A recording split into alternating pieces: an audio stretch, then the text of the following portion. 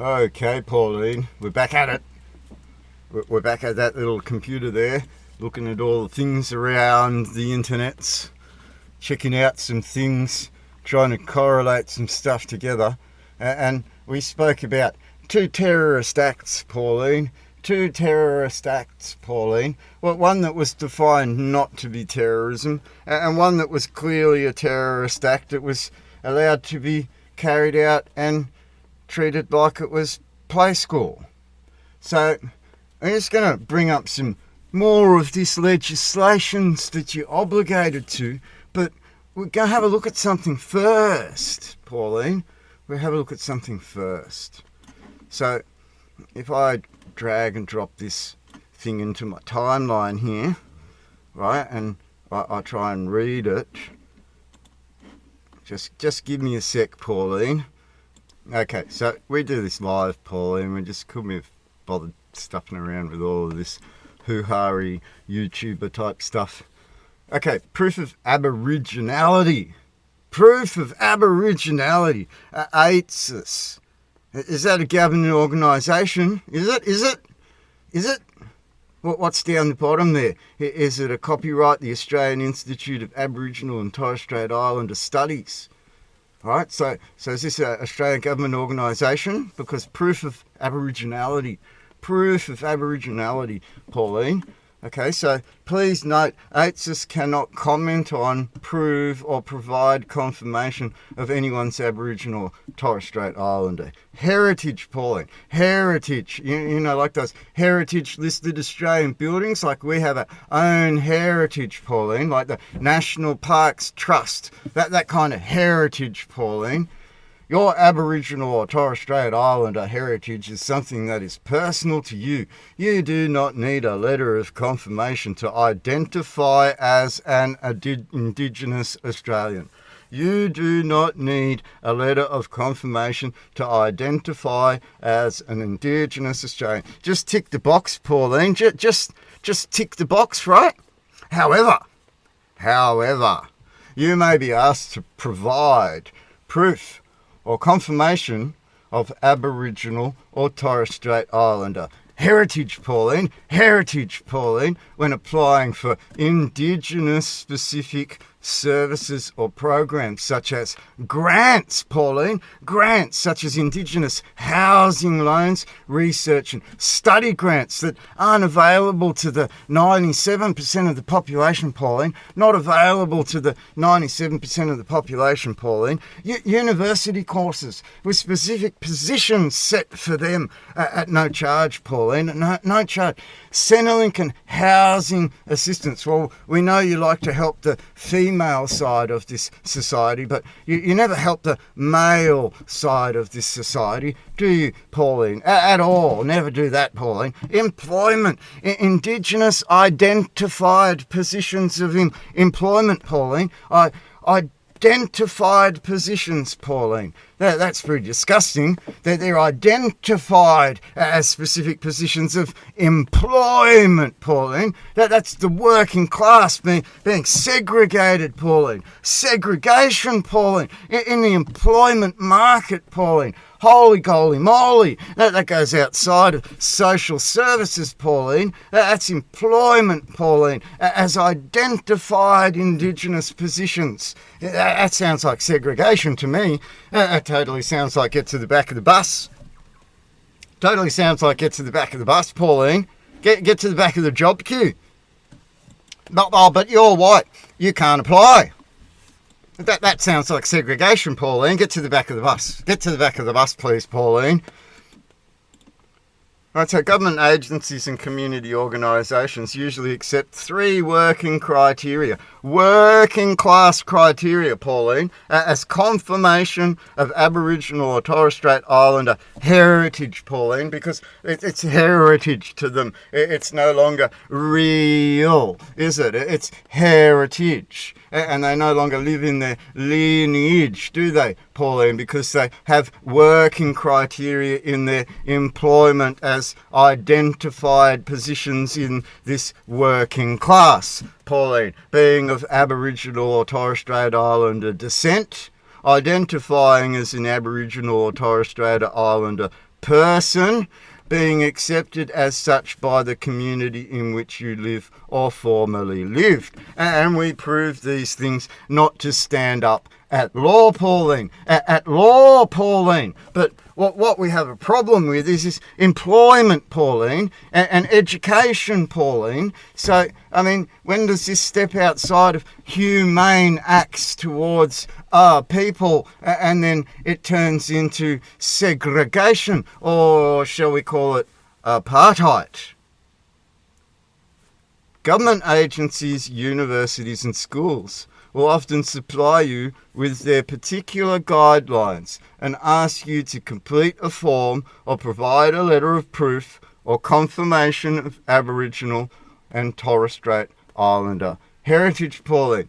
A letter of proof. A letter of proof. But government agencies and community organisations usually accept 3 working criteria: being of Aboriginal or Torres Strait Islander descent, which we need to prove, Pauline, because we've heard there's lots of liars out there, lots of con artists out there, Pauline, identifying as an Aboriginal or Torres Strait Islander person. So is being of descent different to your personage, your dead legal fictionage, your pauperage, being accepted as such by the community in which you live or formerly lived? Oh yeah, we saw that white woman as being black, is what you're saying. Get to the back of the bus. Get to the back of the bus. Right, and the problem with this, Pauline, is that if we jump over to the criminal code, right, and we type in that word apartheid, oh, holy moly, we get to this whole entire section here. There's 2 of them, Pauline. 268.22, crime against humanity, apartheid. A person, the perpetrator, commits an offence if. So the Australian government commits an offence if. Or Albo commits an offence if. Or the Labor Party commits an offence if.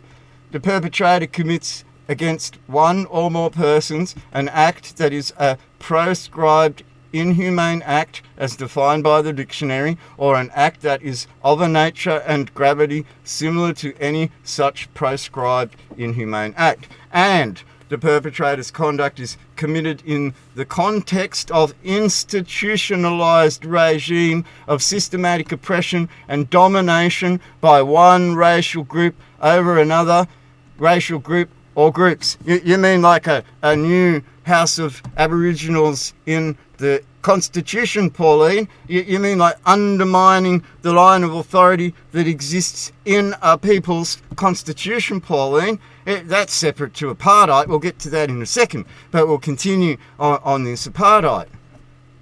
Right, so the perpetrator's conduct is committed in the context of institutionalised regime or constitutionalised regime of systematic oppression and domination. When our constitution treated all as equal, you want to put a minority population above the rest in law, Pauline. In law, Pauline. That's a really sad thing at the pleasure of the Crown, Pauline. At the pleasure of the Crown, at which you hold a duty as senators and allowed this referendum to pass through your fingers, Pauline, to pass through your fingers. C, the perpetrator knows of or is reckless as to the factual circumstances that establish the character of the act. So we're already talking about our lineage and our ancestry into a constitution, Pauline, into that actual constitution, Pauline. The perpetrator intends to maintain the regime by the conduct. You mean by constitutional overtaking of the spiritual foundations in God? That's pretty serious conduct, Pauline, pretty serious conduct. The perpetrator's conduct is committed intentionally or knowingly as part of a widespread or systematic attack directed against a civilian population, Pauline. A widespread or systematic activism attack based against a civilian population, Pauline, wherein certain players in your parliament sought to use that activism to undermine a constitution, Pauline, and create a position of apartheid in this country by giving institutionalised regime of systematic oppression, by giving rise to a minority population and giving them the belief that they could own everything, Pauline, after they scammed it all out of everybody, Pauline. Scammed it in a massive fraud, Pauline, and criminal activity, Pauline. And they thought they were going to get away with it. They didn't realise the seriousness of their offences. Right? Now we get back to part one. An inhumane act, because we know that everything applies, but it's proving how you've been inhumane, isn't it? Right, so we have to jump past crimes against humanity apartheid and jump down to war crime apartheid, don't we? Okay, the perpetrator commits an offence if the perpetrator commits against one or more persons an act that is proscribed inhumane act or is a nature of gravity similar to a proscribed inhumane act, and B, the perpetrator knows of or is reckless to the factual circumstances that establish the character of an act, and C, the perpetrator's conduct is committed in the context of institutionalised regime of systematic oppression and domination by one racial group over another racial group or groups, and D, the perpetrator intends to maintain the regime by the conduct, and E, the conduct takes place in the context of and is associated with an international armed conflict. Would administration under the rules of usufruct constitute that international armed conflict, Pauline? Would that constitute that international armed conflict, Pauline? Now, if we take into consideration that refusal, the total refusal to recognise the naked owner of the Constitution itself until Supreme Court Justice Lonergan defined curial powers on the table, Pauline, curial powers on the table, that would mean international armed conflict as prisoners to your bullshit, right? Prisoners to your bullshit. So 268.99, war crime. Unjustifiable delay in the repatriation of prisoners of war or civilians. Unjustifiable delay in the repatriation of. Unjustifiable delay, Pauline. The perpetrator commits an offence if one or more persons are in the power of or are interned, detained, or otherwise deprived of liberty by Matthew Reason of the Fixated Persons Police Unit of New South Wales State Protection Squad, Pauline. State Protection Squad, Pauline. Right, so the perpetrator being the state, Pauline, an adverse party as a result of an international armed conflict. The state, Pauline, against the citizenry, Pauline. The citizenry. Holy moly, Pauline. The state against the citizenry in an international armed conflict, Pauline. The perpetrator unjustifiably delays the repatriation of the person or persons to the person's own country, Pauline. To the person's own country or the person's own countries. Countries, Pauline. Would that because of kind of the imperial realm type of thing? Like, and those countries like Canada and South Africa and England and the Commonwealth of Australia might be part of Queen Victoria's empire on which the sun never sets, Pauline, and repatriation to where the sun never sets, Pauline. That's kind of the answer here. The delay is in violation of Part 4 of the Third Geneva Convention, or Chapter 12 of Section 4 of Part 3 of the Fourth Geneva Convention. Penalty, imprisonment for 10 years. 2. Strict liability applies to paragraph 1C. The delay is in violation. The delay is in violation. So the violation would be not allowing us to return to the lineage of our Anzac in accordance to international law and self-determination, at which you've allowed an unself-determinable people at international law before the entire world to commit a full terrorism attack on the parliament while attacking the people that are trying to repatriate with their own country, Pauline. With their own country, Pauline. Therefore creating an inhumane act, Pauline. Therefore creating an inhumane act of apartheid under a war crime and under crimes against humanity. And that's clear cut, Pauline. That is clear cut in the Criminal Code 1995, Volume 2. You have no excuses at your own laws, Pauline, as to the foundations of where we come from here and what Justice Lonergan actually defined on that Supreme Court record that you all seem to be very, very, very, very confused about reading. Dum dum dum. Unless you're attacking it, right? Elbow, Dutton, war crimes, right? You got caught up in these things and they sweep up behind you. Dum dum dum.